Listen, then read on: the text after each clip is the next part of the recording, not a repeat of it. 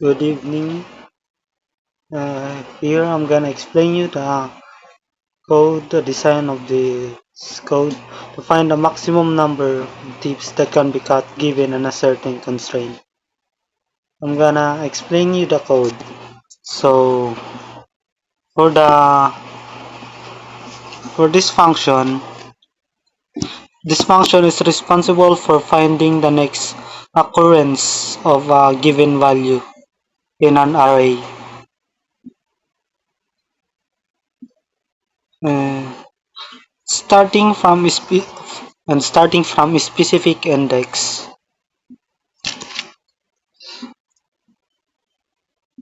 Parameters the parameters are r r r for array and for index and val for finding the value and then for the length of the array. As for the find tips function, this one is responsible for calculating the maximum number of tips that can be cut given the constraint of the maximum distance allowed between police and thieves. The K is for the maximum distance allowed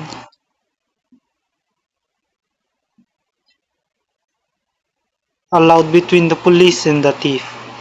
As for the R or ARR is a or array is representing the position of the police, call it P, and for the thieves is T.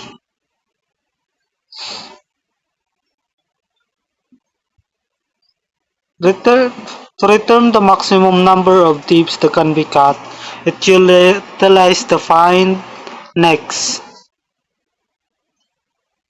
function to be position of police to thieves in the array, and then it iterates through them based on allowed distance,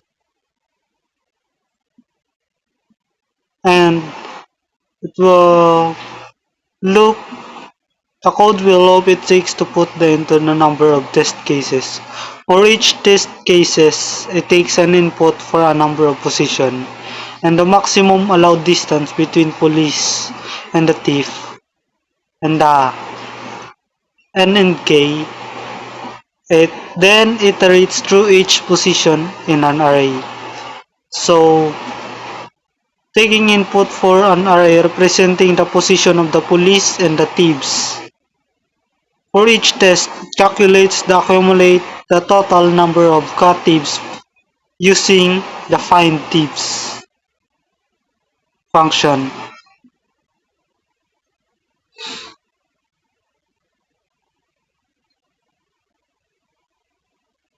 There is also multi-state function of updating the position of the next thieves. So, thank you. Good evening.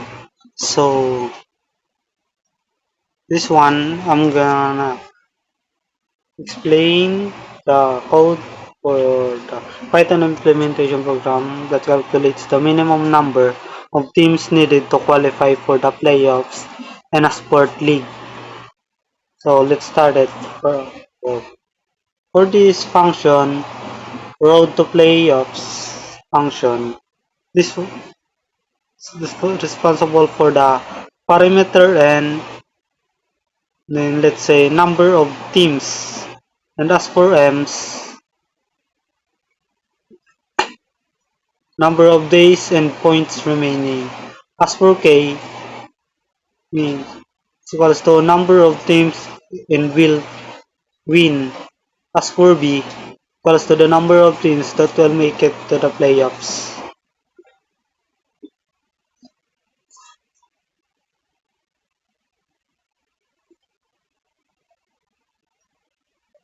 Then it will put a binary search logic. This one is responsible to check off the team just below the playoffs cutoff. As for example, is a B1 team has more points than the middle team. In consideration, if so, it adjusts the upper bound of the search range. If not, it will calculate the total points needed by the teams between the B1 and so in the middle of the qualifier it then compares this total with the available points and adjusts the search range accordingly. And the main function is responsible for takes the number of test cases as the input and then will for each test cases it takes an input such as number of teams and for remaining days and points and M for number of teams that will win. S for K is the number of teams that make it to the playoffs and B it takes the current points of each team. So each team sorts them in descending order and calls the road to playoffs function. And the execution, the script structured is to be run as the main program.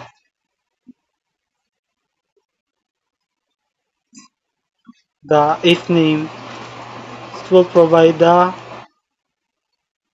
structure for the main program.